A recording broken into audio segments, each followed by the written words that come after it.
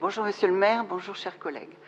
Alors je vais m'adresser tout de suite à Monsieur Roy. Je trouve ça vraiment dommage, Monsieur Roy, qu'on n'ait pas un slideshow là pour nous montrer un petit peu tout ce qui est fait, parce que le développement durable, la lutte contre le réchauffement climatique, c'est quelque chose de fondamental pour notre avenir, pour l'avenir de nos territoires et de notre planète, je dirais. Voilà. Donc c'est vraiment dommage qu'il n'y ait pas plus de place peut-être accordée à la description à la présentation de ce rapport.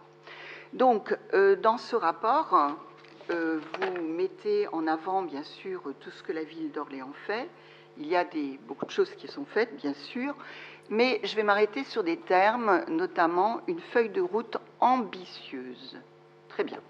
Ambitieuse, avec 4 grands objectifs: une ville décarbonée, une ville jardin, une ville qui fait face aux risques et une ville citoyenne et responsable. Bien sûr, il y a de l'ambition, mais on peut moduler ce terme, franchement, parce que cette politique pourrait être quand même beaucoup plus ambitieuse, vu les enjeux qui nous attendent dans les années qui suivent. Je viendrai sur le premier point qui parle de l'énergie et de la ville décarbonée. Vous mettez 5 sources d'énergie seront exploitées. Le photovoltaïque, on l'a vu avec la création de la SPL, très bien. Mais en deuxième position, vous mettez la géothermie.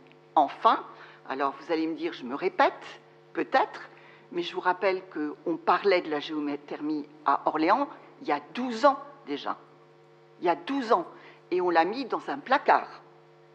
Voilà. Alors oui, on a fait de la biomasse, mais c'est dommage qu'on n'ait pas eu plus d'ambition à l'époque, qu'on n'ait pas plus anticipé, parce que notamment dans certains quartiers où la géologie le permet, notamment dans le sud d'Orléans, il y avait vraiment la possibilité d'aller de l'avant, de faire d'Orléans une ville pilote, et maintenant on parle de la géothermie que pratiquement 12 ans après. Donc il y a un regret par rapport à ça, et c'est vrai que quand vous parlez en fait du chauffage urbain, en sachant qu'il y a bien sûr, il y a tout l'impact évidemment sur le CO2, diminution bien sûr d'émissions de CO2, mais il ne faut pas oublier que pour alimenter une centrale biomasse, il faut des camions qui transportent des pellets et qui font des kilomètres pour ramener ces pellets régulièrement, pellets, bois, etc., dans la centrale biomasse.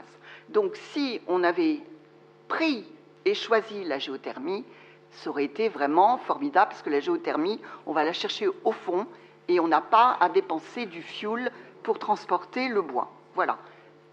OK. Premier point. Donc ça, c'est du passé, on va dire. Et heureusement, on parle de la géothermie maintenant, enfin.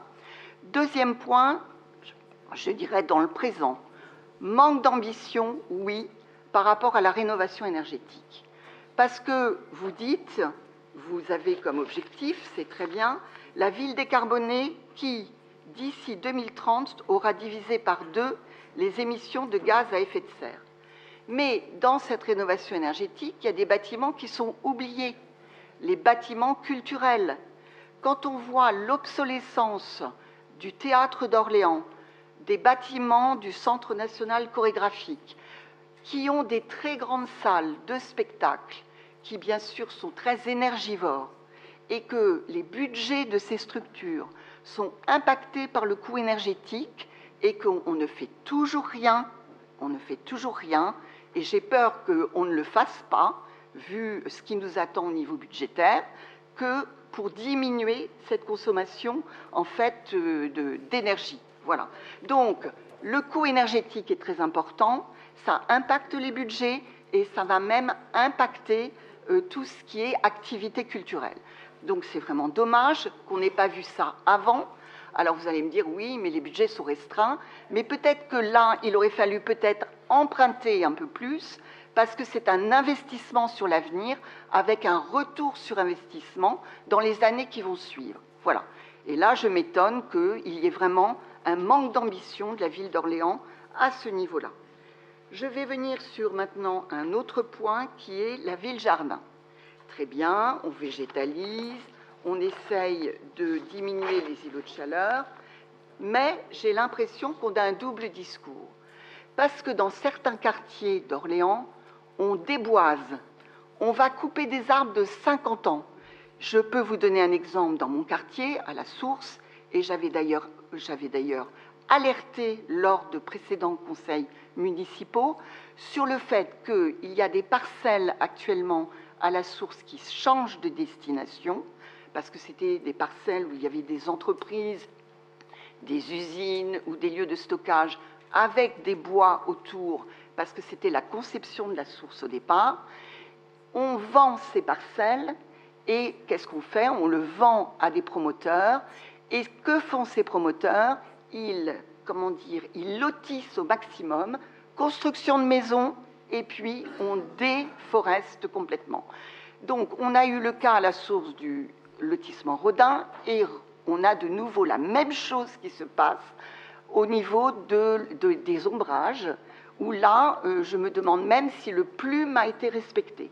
C'est-à-dire que dans le plume, normalement, il y a des îlots qui sont préservés, et quand on sait on va vers un réchauffement climatique, il a été dit que cette année, 2024, va être la plus chaude depuis je ne sais pas combien de temps. Donc, gardons nos arbres, des arbres de 50 ans. Alors on dit, il faut replanter.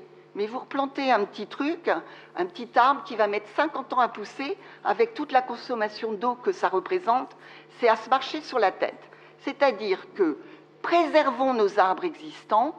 On sait très bien que quand on a des arbres anciens, ça retient l'humidité, c'est des degrés en moins, et ce sont des îlots de fraîcheur, et en plus, c'est bon pour la biodiversité. Donc j'aimerais bien que là, on ait une politique beaucoup plus volontaire par rapport à l'appétit des promoteurs. Voilà. Donc, il faut pouvoir contrôler, vérifier les permis de construire et limiter la casse. Parce que je dirais que c'est massacre à la tronçonneuse, je le redis, et c'est vrai. Et c'est vraiment dommage, vraiment dommage. Maintenant, je vais venir sur un autre point, la gestion de l'eau. On sait très bien que la gestion de l'eau, ça sera un point crucial pour l'avenir, avec le réchauffement climatique. Donc, cette année, on a eu de la chance, quelque part, il a beaucoup plu, les nappes phréatiques se sont remplies, mais on observe de plus en plus maintenant, quand des maisons se construisent, que des personnes font des forages, des puits, qui ne sont pas déclarés.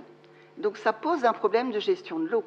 Parce que si parce qu'on sait que la nappe phréatique n'est pas très loin dans certains coins, et ce qui fait que, du coup, on fait son forage, on ne le déclare pas, on pompe de l'eau, même pour alimenter une piscine, et tout ça n'est pas déclaré. Donc, est-ce qu'il n'y a pas des moyens pour limiter ces forages intempestifs, on va dire, qui mettent en péril le futur de la gestion de l'eau, le jour où on aura de nouveau nos nappes phréatiques qui seront très basses? Et ça risque d'arriver quand même. Voilà. Donc ça, c'est donc un autre point.